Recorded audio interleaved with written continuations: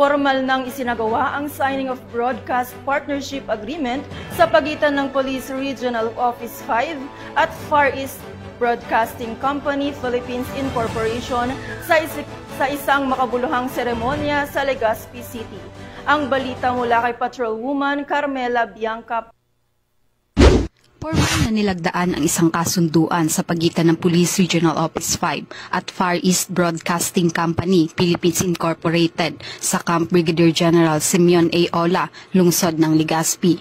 Layunin ng kasunduang ito na palakasin at palawakin ang abot ng mga programa at inisyatiba ng Pro5 sa pamamagitan ng epektibong pagpapalaganap ng impormasyon sa mga komunidad sa buong rehiyon ng Bicol.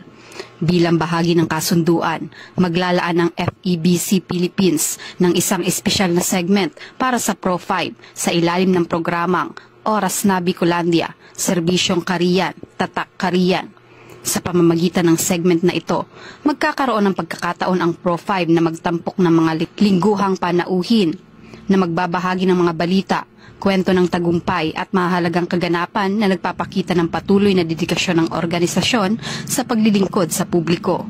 Ang kolaborasyong ito ay isang mahalagang hakbang tungo sa pagpapabuti ng ugnayan sa komunidad at pagpapalaganap ng impormasyon sa pamamagitan ng epektibo at tuloy-tuloy na komunikasyon.